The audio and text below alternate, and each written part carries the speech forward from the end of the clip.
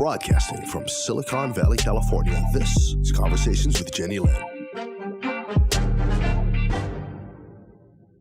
You are watching Conversations with Jennylyn, and today, as we continue to do our Black Lives Matter series, I have a beautiful young woman to share with you, and her name is Gillian Thorpe, and she is the author of a book called The Color of the Sun.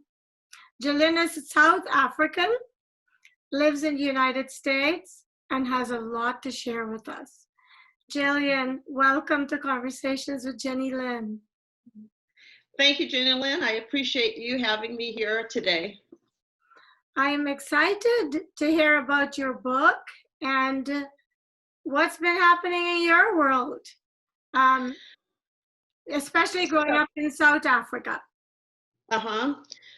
So as you mentioned, I did grow up in South Africa.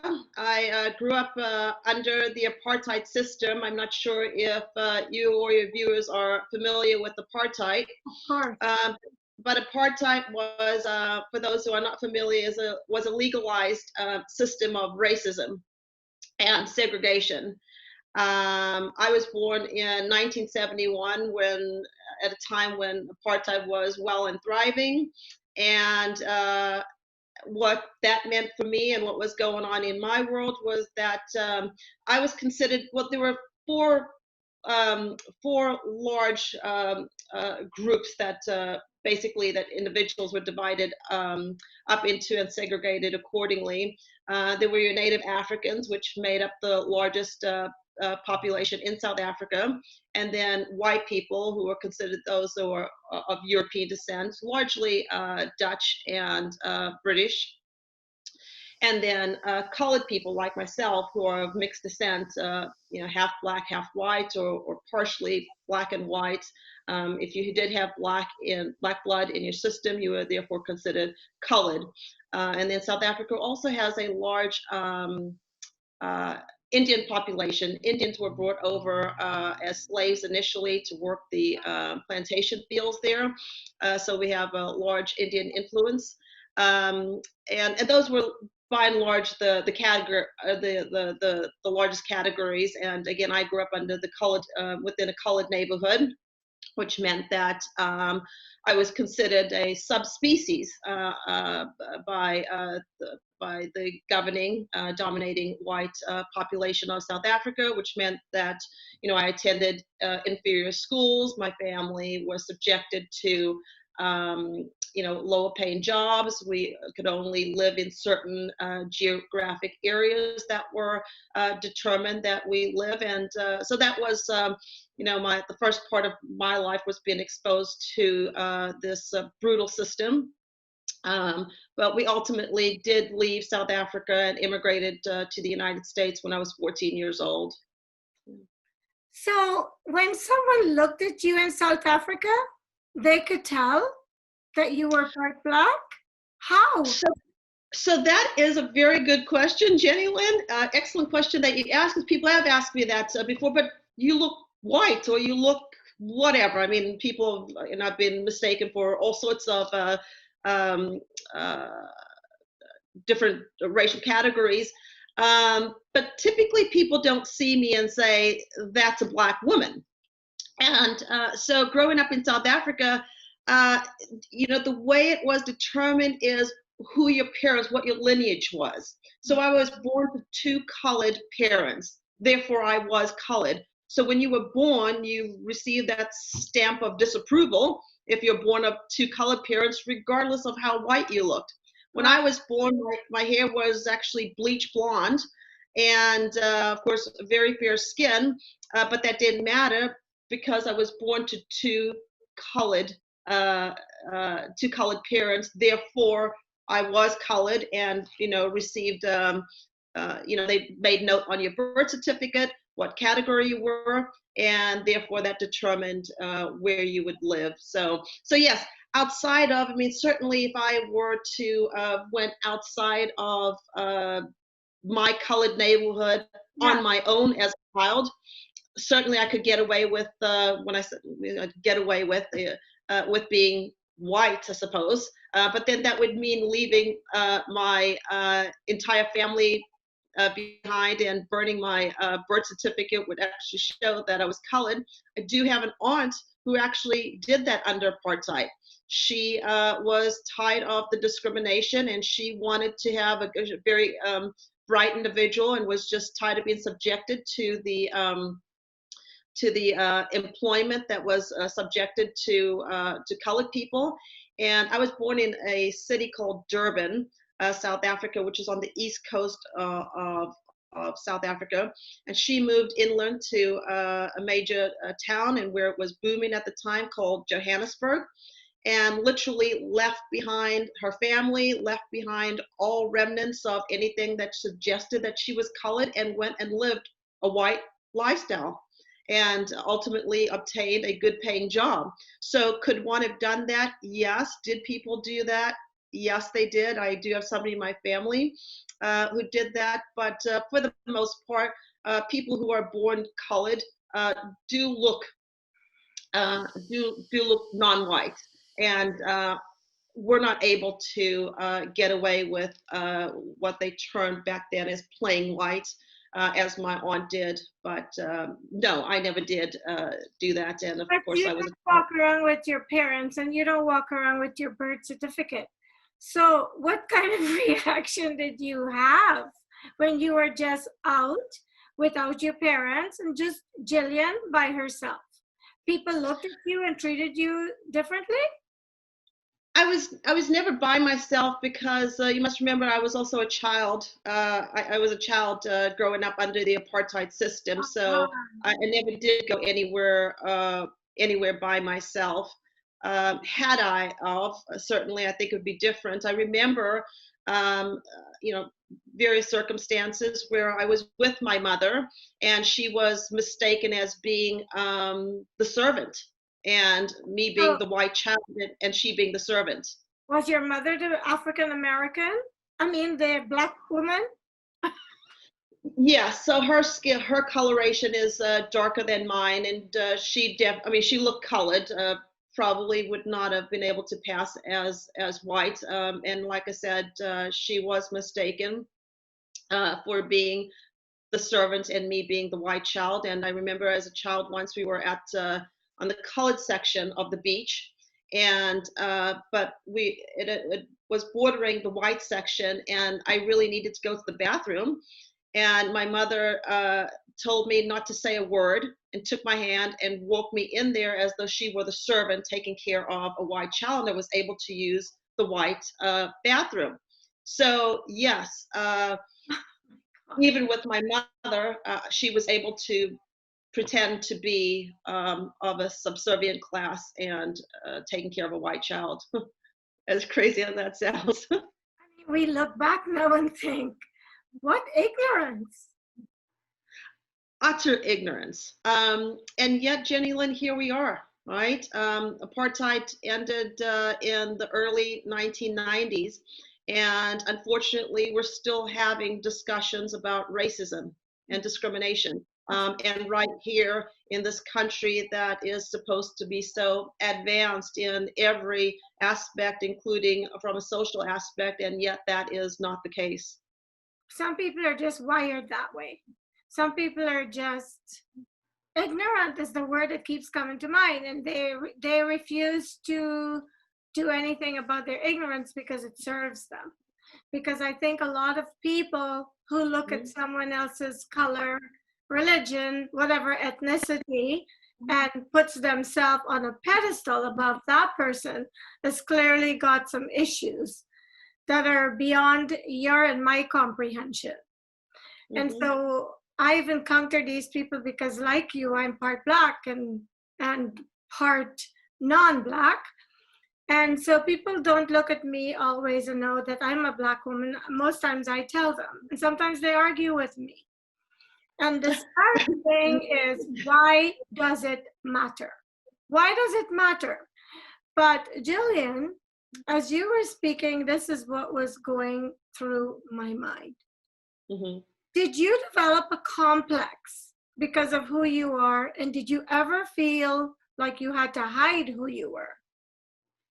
To be accepted, to be treated with dignity. Right.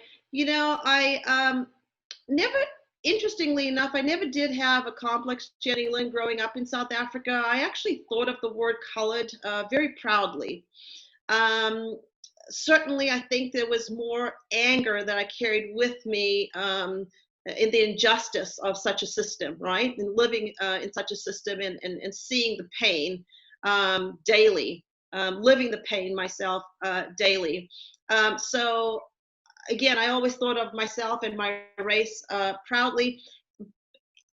It was my issue that I had, and the complex that I had, actually only developed after I left South Africa and came to the United States.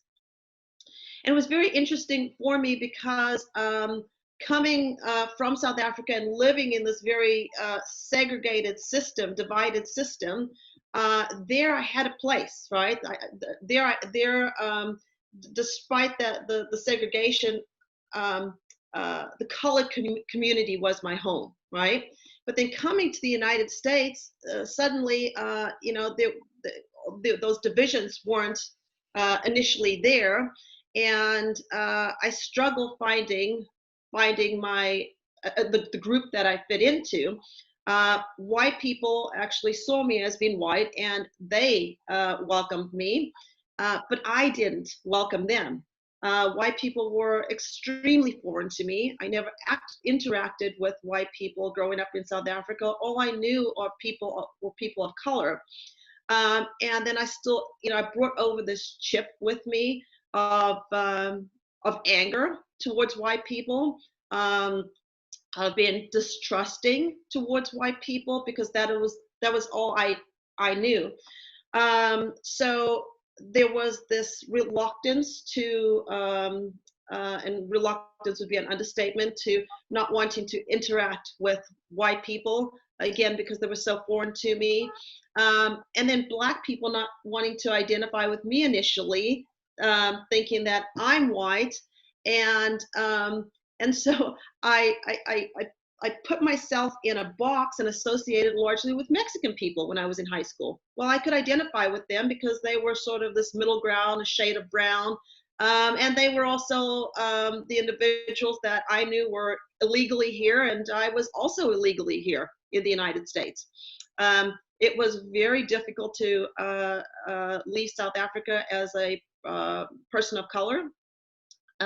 Passports were not freely given to people of color. We were lucky to get a tourist visa to leave, and this was at the height of the turmoil going on there. So, but we were fortunate to get out and came here on tourist visas, and literally overstayed those visas, and did eventually get our paperwork several years later through the lottery system, the green card lottery system. But all of this is covered in my book, which I talk about, you know, those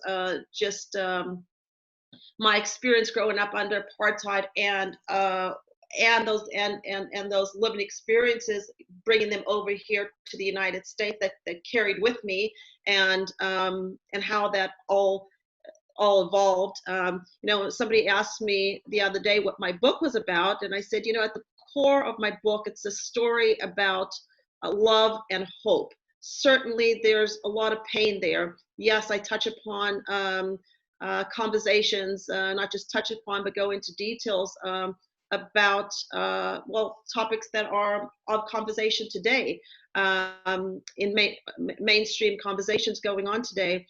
But at the core of it, it is a story of love. It was my late husband, who actually happened to be a Caucasian individual, who taught me the definition of love, not what love is not, but what love is. And love is not color, right?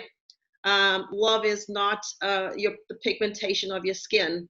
And it was then and through him that I began to lay down the chips that I carried with me from the apartheid system, as seeing white people as these foreign people to be distrusted, to not be trusted, but to embrace all races, regardless of the color of your skin.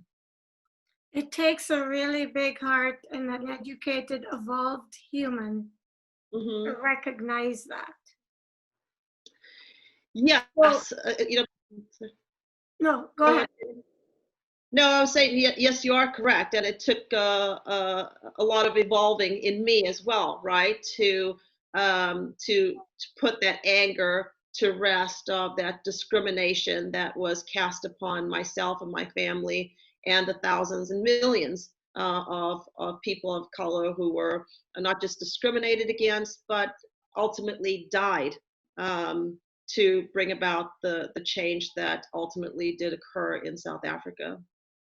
Well, you know, it's a cycle and it's a vicious cycle because It as is. you were speaking, I'm thinking Black Lives Matter, White Lives Matter, Mexican Lives Matter, all lives matter. But here's what's happening out of ignorance and out of people who don't want to change and who don't want to be different because holding on to this racist attitude is somehow benefiting them. What is happening is, and you said it so clearly as you were speaking just now, and I'm sure you're aware of it, you ended up hating white people. So a large percentage of Black people, not all, maybe not a large percent, but some Black people, they hate white people because white people have made Black people suffer in some cases. And I think historically it has a lot to do with the enslavement of Black people that we know of, where I think a lot of this stemmed from.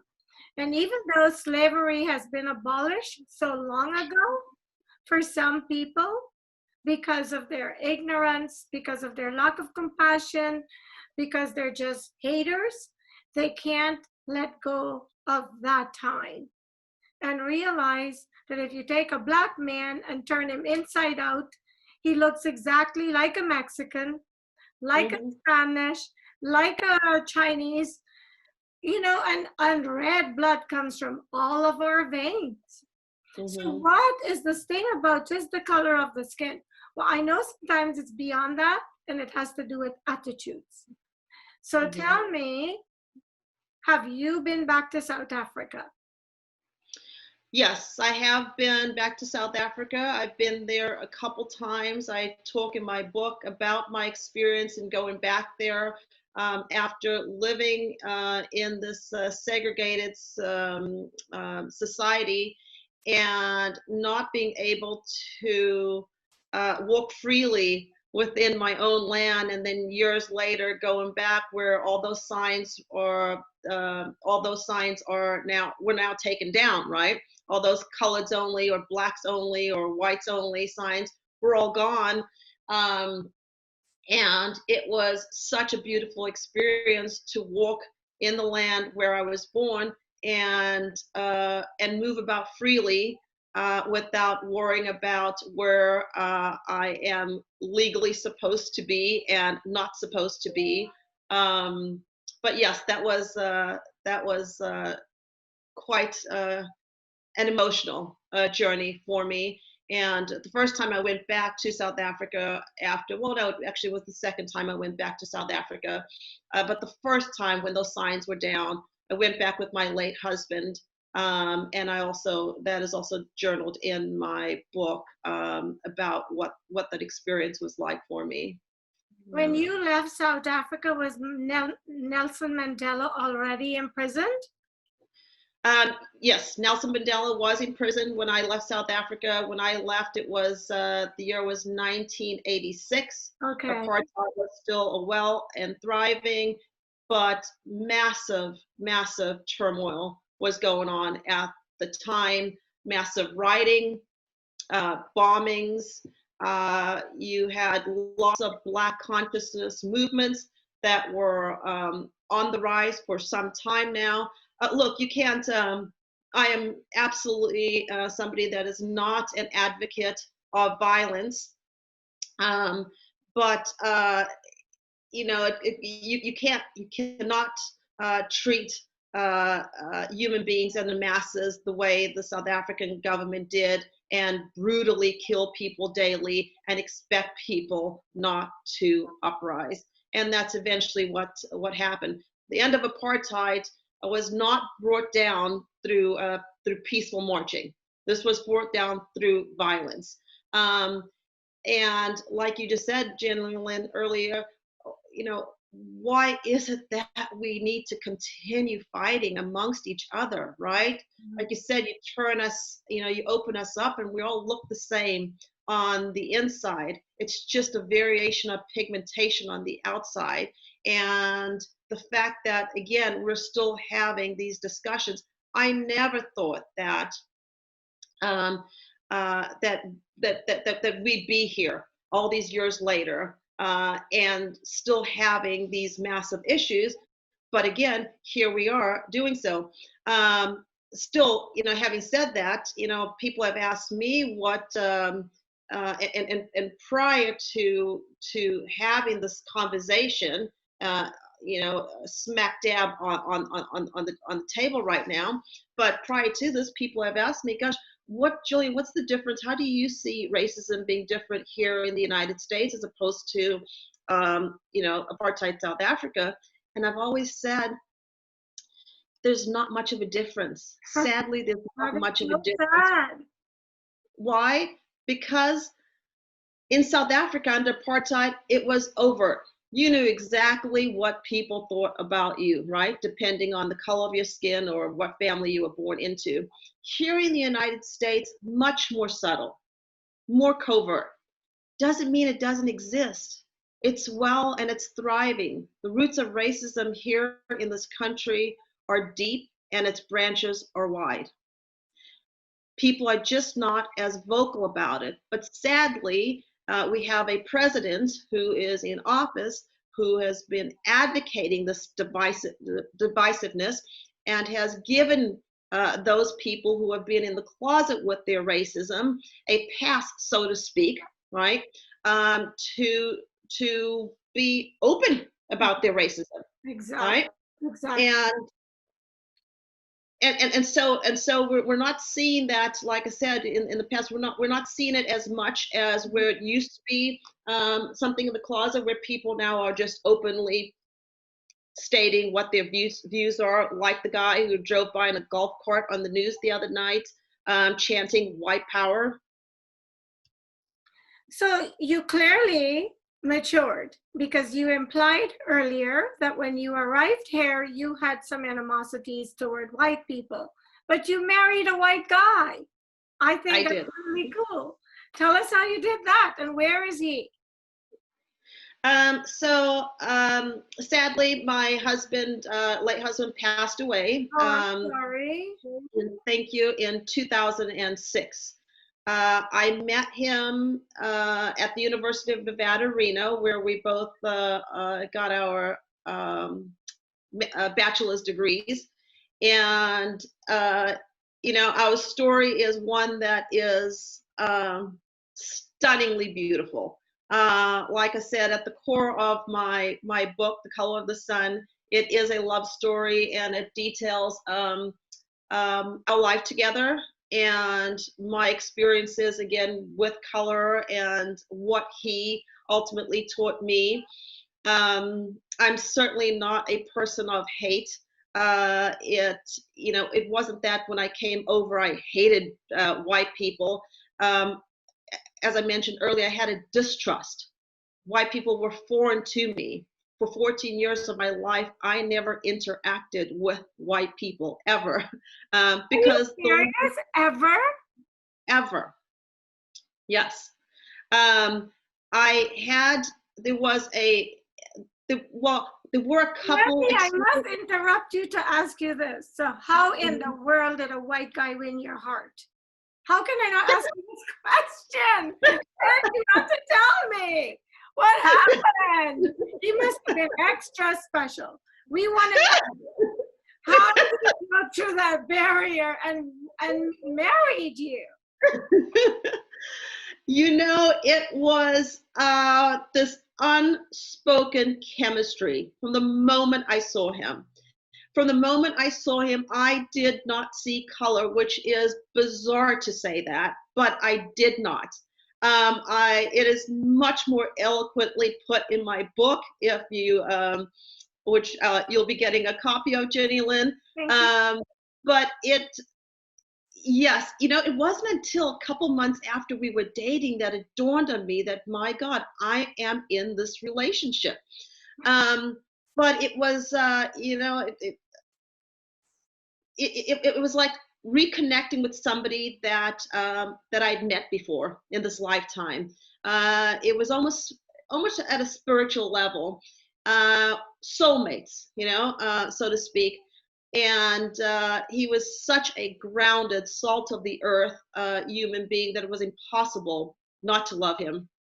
And just like I said, just this incredible connection that made me blind to his physical appearance, and then subsequently all that came with our relationship, of me setting down the baggage that I carried with me from South Africa. Do you realize, well, I'm sure you do, why am I asking you this stupid question? I was going to say, do you realize that the important role this person played in your life? I am very sad he's deceased. I don't know how he died, but I'm sure that someone who has played such a major role in your life is greatly missed.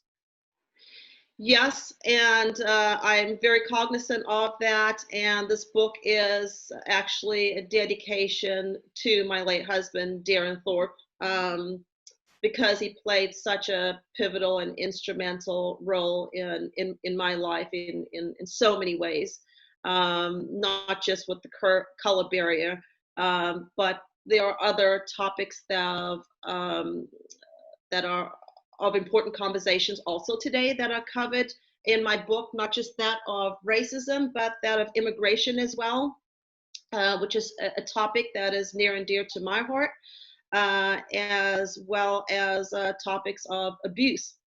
And so I write this book as a dedication to Darren, but also to the many women out there who have been taught that silence will save them, but it won't. And I hope that in writing my book, that I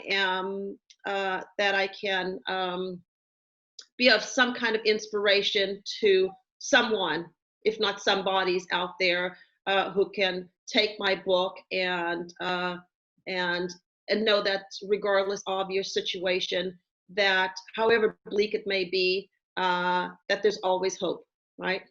So I want to talk a little bit about the abuse. I'm not sure if you were abused or if someone else was abused, but you want to talk a little bit about that?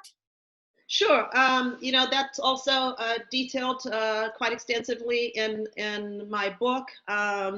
Unfortunately, one of the other things that I was subjected to, outside of what was going on in the larger community of growing up in under a racist system like apartheid, was also the turmoil that went on in the home in which I grew up in. After my dad died, so my biological father died when I was almost 4 years old.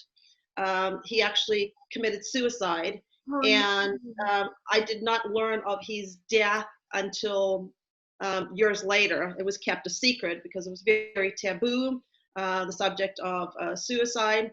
And my mother later remarried and married a very abusive individual, who was exceptionally manipulative, charming to others around him, and terribly abusive once the doors were closed in the house in which we grew up in. And so that is talked about there a lot. And there again, Darren, my late husband, played an instrumental part in my healing from that abuse as well. And but even prior to him, there's an act of courage that I undertook that was pretty powerful. Essentially, me finding my voice and confronting this individual, which there again is also in my book, where I got to a breaking point where we actually had a party at our house where everybody that we knew was there, family, friends, and I got up and asked for everybody's attention and made an announcement that day about who this guy actually was and about the abuse that um, had been transpired over the years. Party? That and yes. I can't wait to hear how that went down. Well, you can read about it, but essentially, that tent was burnt that day. Benefit you to do that? I'm sorry? Did it benefit and help you to heal by doing that? Absolutely. That was the beginning of me finding my voice. Certainly, I'm not here advocating that everybody do it that way. You have to assess your personal situation and surroundings, and but that was the beginning, and there was much more to come that went along with that healing. Much more. Like I said, that was just the beginning, Jenny. And but so much, right, in this book. Unfortunately, how many pages are in your book? I don't know pages per se just yet. So the book is not out at this time. It will be out within the next month and a half. Okay.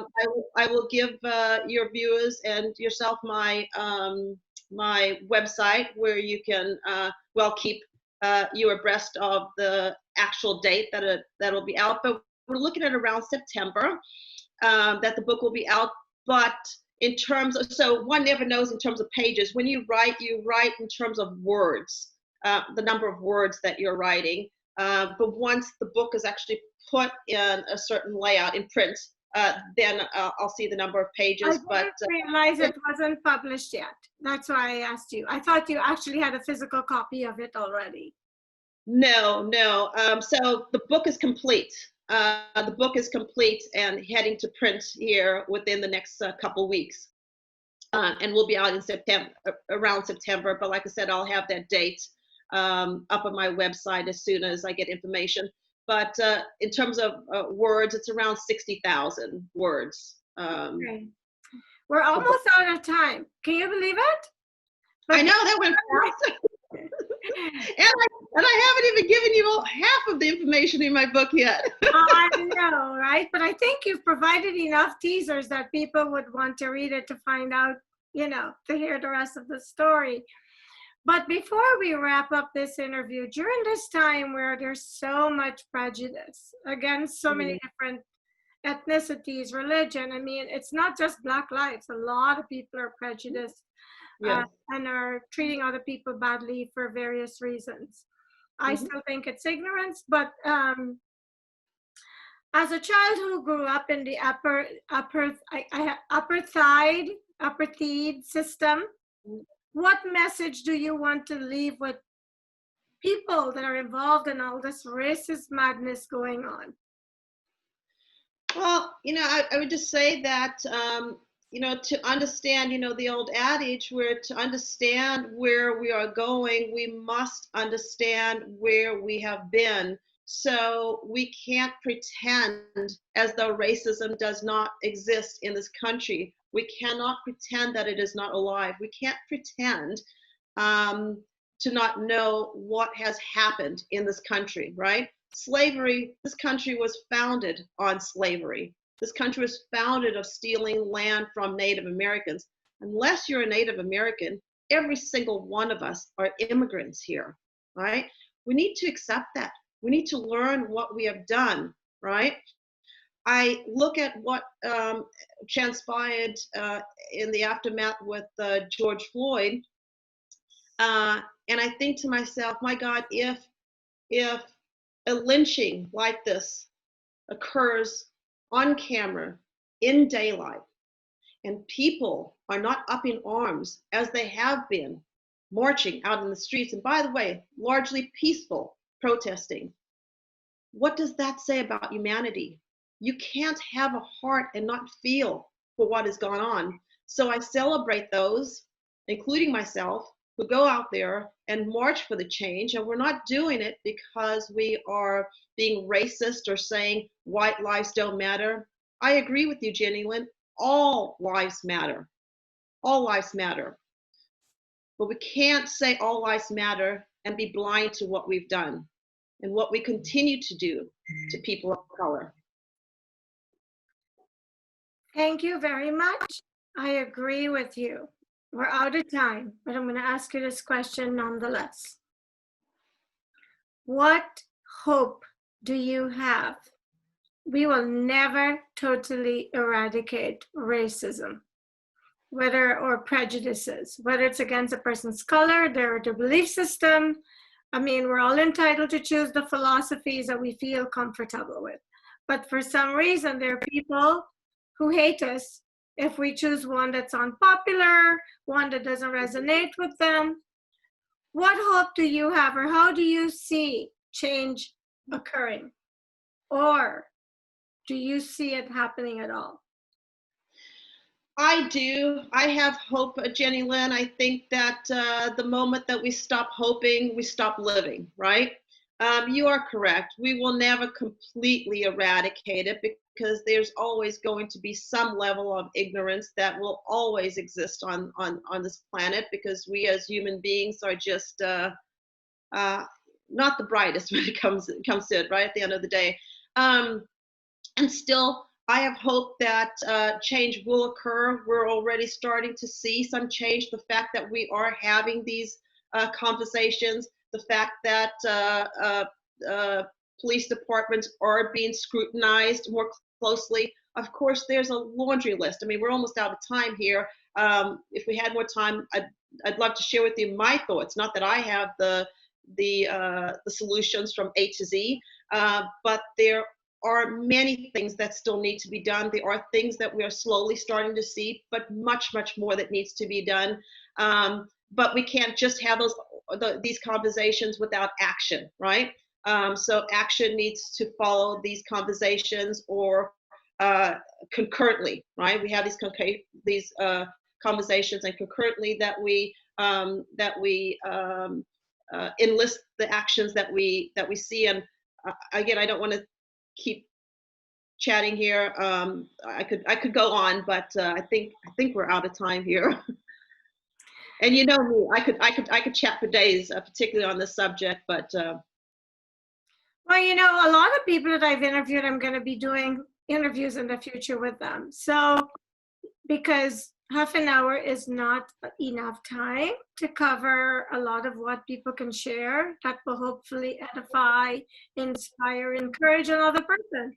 So I'm not opposed to doing another segment. We can schedule that for later.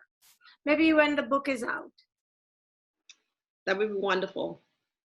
I am really grateful, Gillian, that I was given this opportunity to do this with you. You're probably the first person that I'm speaking with from South Africa who actually experienced that system. And I'm really happy that you seem like such a well-adjusted, beautiful person. And even though I'm sure you have indelible marks left from the experience, you don't let them dominate your life. I really believe that life is 10% what happens to us and 90% what we do with it. And I'm very proud of what you've clearly done with the experience. Thank you so much, Jennylyn. I really appreciate it. Great chatting with you today. Same here. I'm looking forward to another segment soon. I would love to. Okay.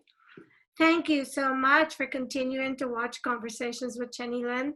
I do my best to bring people that I'm hoping are making a difference in your life.